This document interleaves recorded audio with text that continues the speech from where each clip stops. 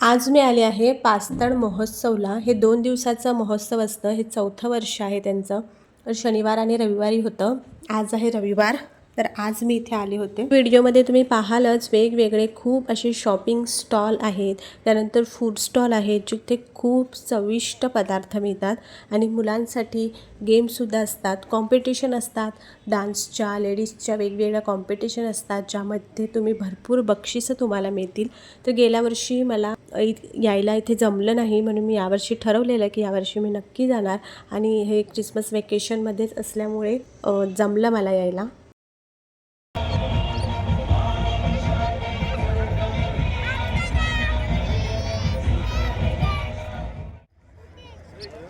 सुंदर अप्रतिम नृत्य सादर केलेलं आहे ग्रुप नंबर 7 जोरदार टाळ्या वाजवूया कलाकारांसाठी. द्वीप घरी भरपूर वेळ झोपला होता आणि उठल्यानंतर आम्ही निघालो.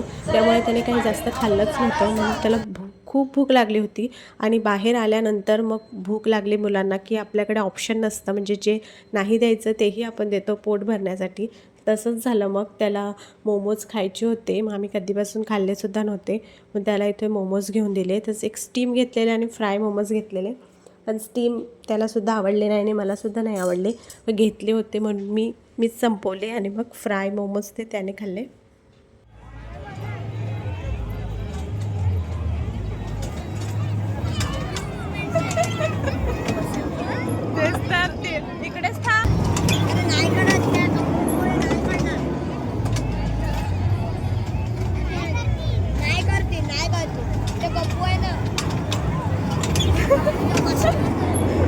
डोळे बंद करतो शर्वी.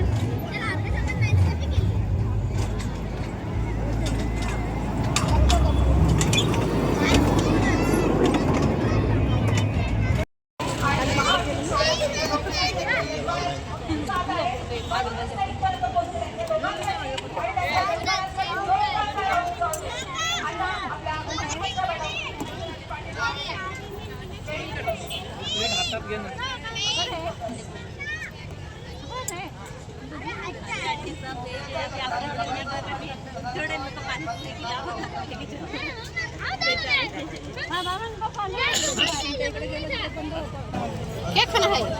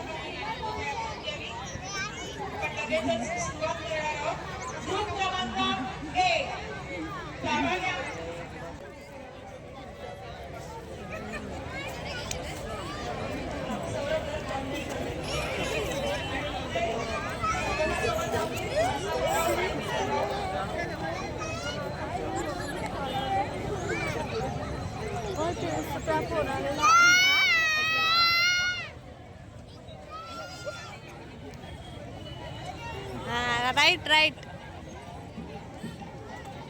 Right, right. Very good.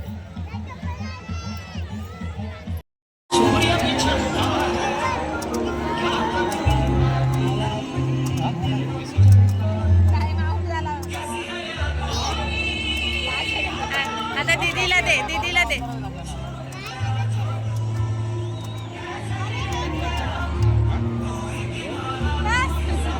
दीदीला दे आता.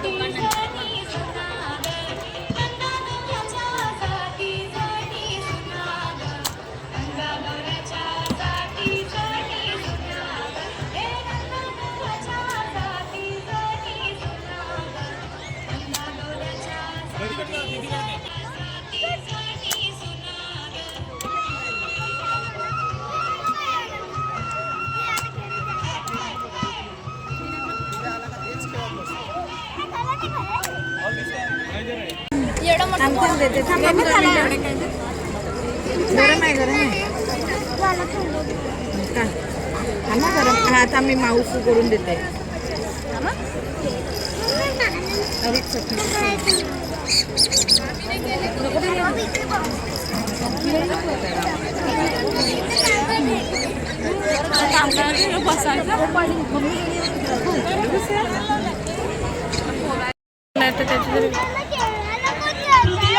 तृतीय क्रमांक 3000 रुपयाचं रोख.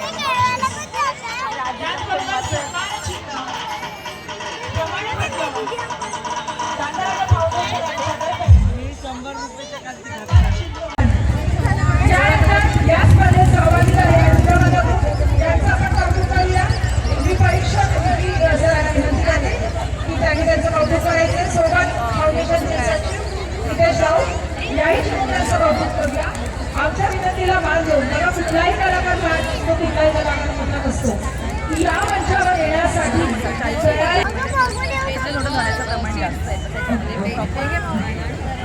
आता जे विजयी झालेले आहेत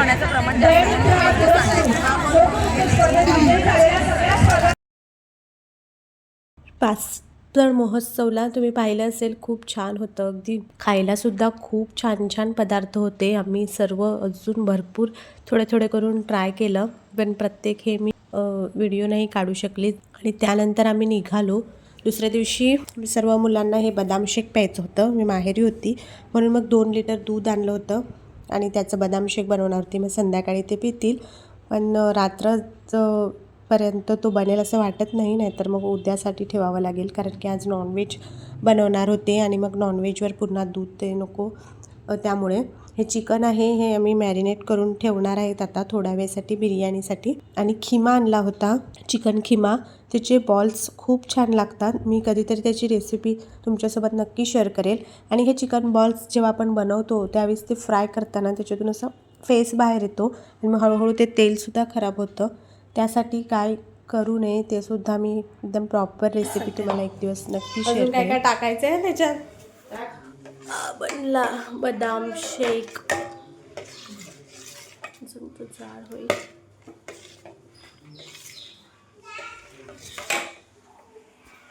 चिकन बॉल्स रेडी होते आणि आता आम्ही बिर्याणीचं प्रिपरेशन करत होती. तर लेअर लावून मग त्याला गॅसवर ठेवणार होते एक 10 ते 15 मिनिटांसाठी. आता भाजी बघितली नाही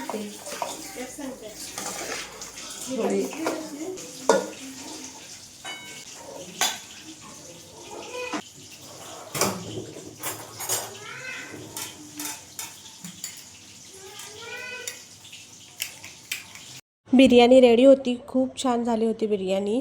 आणि आता आम्ही जेवून घेतोय.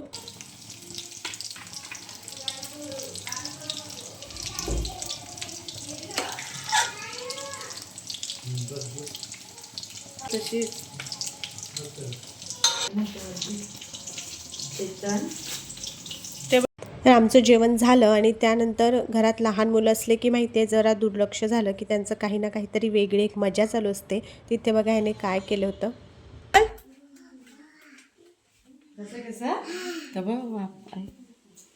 शर्विन ते उचल, जा उचल उचल उचल उचल. चला, घरात लहान मुलं असलं की वेगळीच एक त्यांची मजा असते. तर हेच चालायचंच. पुन्हा भेटूया अशाच एका नवीन व्हिडिओमध्ये. बाय.